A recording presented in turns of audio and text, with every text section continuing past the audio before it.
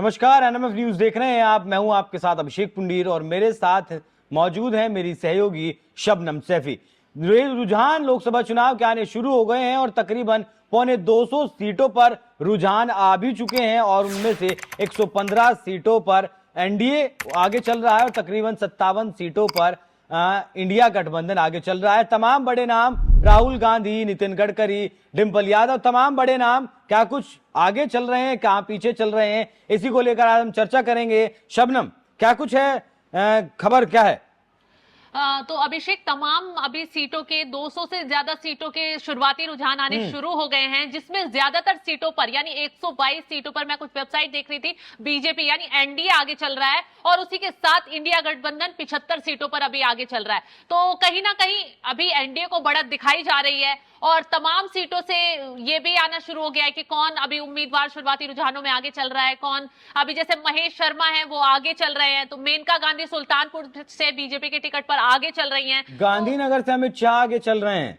हाँ बिल्कुल। तो वहीं राहुल गांधी भी अपनी दोनों सीटों से फिलहाल आगे चल रहे हैं। वायनाड से भी, रायबरेली से भी राहुल गांधी आगे चल रहे हैं। ये बहुत ही सही खबर अभी कांग्रेस के लिए आ रही है। केसरगंज से बीजेपी के करण भूषण भी आगे चल रहे हैं और मनोज तिवारी, दिल्ली की 7 सीटों पर बीजेपी आगे चल रही है। बड़ी खबर तो इस वक्त ये है, मनोज तिवारी आगे चल रहे हैं। तो दिल्ली की अभी 7 सीटों पर, जहां तक अभी कहा जा रहा था एग्जिट पोल में कि बीजेपी अभी कुछ सीटों पर डगमगा सकती है, लेकिन ऐसा नहीं है। शुरुआती रुझान साफ कर रहे हैं कि बीजेपी 7 सीटों पर बढ़त बना रही है। बिल्कुल, एनडीए 127 सीटों पर आगे चल रही है और कांग्रेस पार्टी 67 सीटों पर आगे चल रही है। नितिन गडकरी भी आगे चल रहे हैं, अमित शाह भी आगे चल रहे हैं, राजनाथ सिंह, शिवराज सिंह चौहान और शिमला, सिरसा, वायनाड, पानीपत में कांग्रेस आगे चल रही है। वाराणसी से एक खबर मैं ये भी बता दूं अभिषेक, नरेंद्र मोदी अभी शुरुआती रुझानों में ही बहुत सही मतों से आगे चल रहे हैं। राहुल गांधी बता दीजिए शबनम।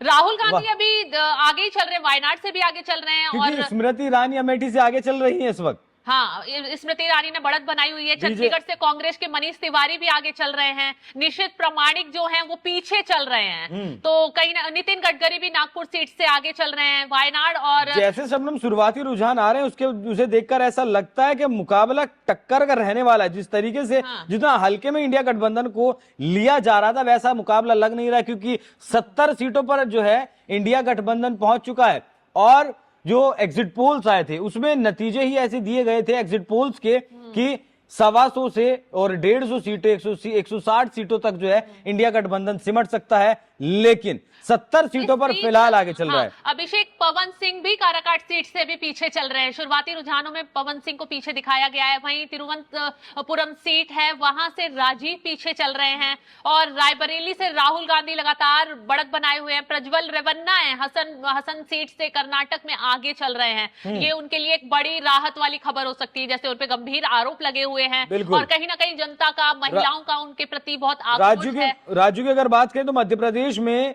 आगे चल रही है, एनडीए आगे चल रहा है। उत्तर प्रदेश में 20 सीटों पर, बिहार में 12 सीटों पर एनडीए आगे, पश्चिम बंगाल में 11 सीटों पर आगे, महाराष्ट्र में राजौरी से महबूबा मुफ्ती पीछे चल रही हैं। इस वक्त बड़ी खबर तो ये है कि अभी वो शुरुआती रुझानों में पीछे हो गई हैं। वहां से मियां अल्ताफ आगे चल रहे हैं। अब तक 250 सीटों के रुझान आ चुके हैं, जिसमें से 156 पर एनडीए आगे चल रहा है।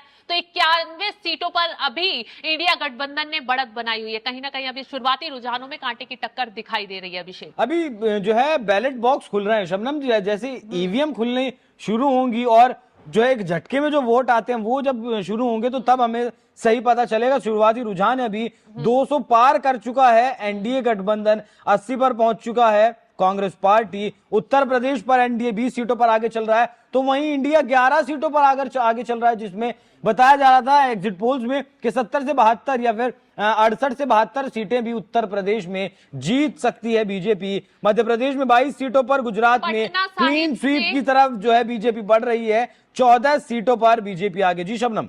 पटना साहिब से अभी रविशंकर प्रसाद पीछे चल रहे हैं। ये कहीं ना कहीं अभी बीजेपी के लिए थोड़ी सी धड़कनें बढ़ाने वाली खबर है। हालांकि अभी शुरुआती रुझान है, संबित पात्रा पूरी ओडिशा सीट से आगे चल रहे हैं और नितिन गडकरी भी नागपुर सीट से आगे चल रहे हैं। वहां से बसपा और कांग्रेस दोनों के उम्मीदवार पिछड़ते हुए दिखाई दे रहे हैं।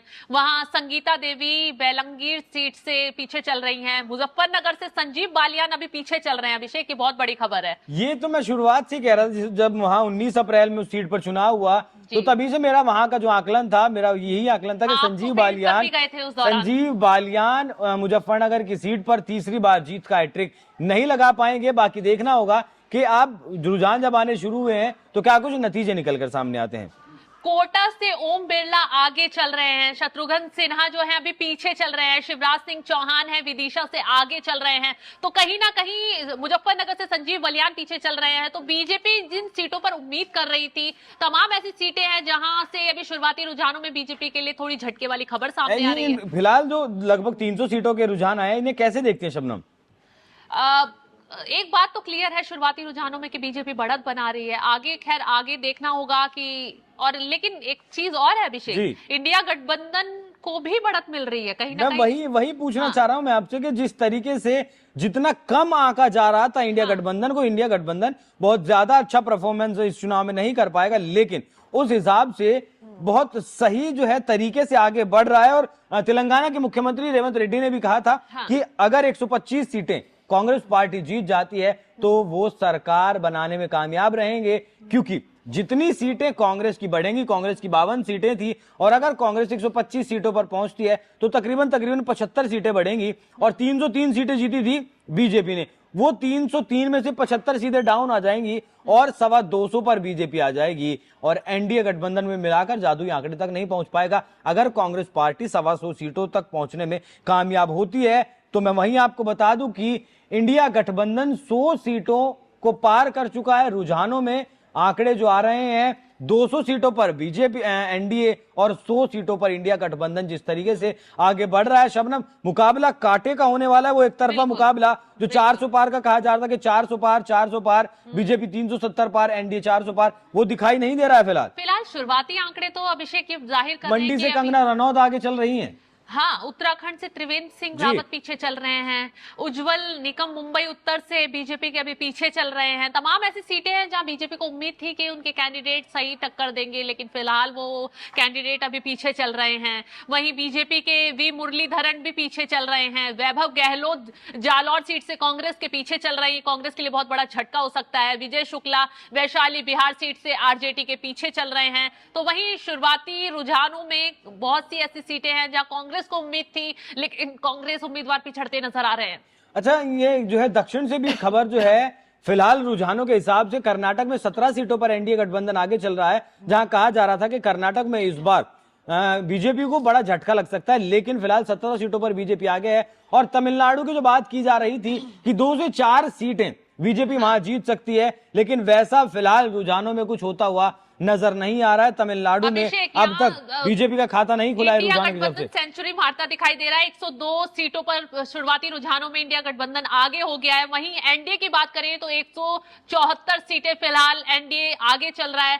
तो शबनम, आपके आंकड़े पीछे चल रहे हैं, मेरे जो आंकड़े चल रहे हैं उसमें 114 को पार कर चुका है, 115 के करीब जो है इंडिया गठबंधन है, और 233 पर एनडीए गठबंधन आगे चल रहा है। तो कांटे की टक्कर है, मुकाबला कांटे का है। जिस तरीके से कहा जा रहा था कि एक तरफा मुकाबला 400 पार का होगा, तो कहीं ना कहीं शबनम ये जो राहुल गांधी ने यात्राएं की, 2 यात्राएं की और चुनावी प्रचार भी धड़ाधड़ किया, उसका कहीं ना कहीं असर दिख रहा है। हाँ बिल्कुल, बहरामपुर से यूसुफ पठान आगे चल रहे हैं, अधीर रंजन पीछे चल रहे हैं, वाराणसी। अच्छा, ये बताइए, ये जो है शुरुआती रुझान के आंकड़े हैं, अभी शाम तक इंतजार करना होगा फाइनल नतीजों का। वहां तक कैसे देखती हैं आप इन्हें? क्या वहां तक ये बढ़त बना पाएगा इंडिया गठबंधन? इंडिया गठबंधन जिस तरीके से शुरुआती रुझानों में बढ़त बना रहा है, उससे कहीं ना कहीं सीटों की उम्मीद है कि ठीक ठाक सीटें निकल जाएंगी। हालांकि बहुमत का आंकड़ा इंडिया गठबंधन पार करता हुआ दिखाई नहीं दे रहा है शुरुआत में ही। तो अभी तो ये सीटें बहुत सी आगे पीछे होंगी, बहुत आगे पीछे का अंतर वोटों में भी, क्योंकि बैलेट पेपर की शुरुआत होती है, उसके बाद वोट ईवीएम खुलते हैं, तो ईवीएम से आंकड़ा आगे पीछे बहुत ज्यादा तो फिलहाल मौजूदा रुझानों की खबर ये है कि 233 सीटों पर एनडीए गठबंधन आगे चल रहा है और 114 सीटों पर इंडिया गठबंधन आगे और 10 सीटों पर अदर्स आगे चल रहे हैं। तमाम बड़े नाम जितने भी हैं उनकी भी हमने आपको डिटेल दी कि कौन आगे चल रहा है, कौन पीछे चल रहा है। हालांकि शुरुआती रुझान है, देखते हैं फाइनल आते आते क्या कुछ रुझान सामने आते हैं। बाकी एनएमएफ न्यूज पर बने रहिए, इस महा कवरेज पर हर एक छोटी से छोटी अपडेट के लिए वो हम आप तक पहुंचाते रहेंगे। नमस्कार।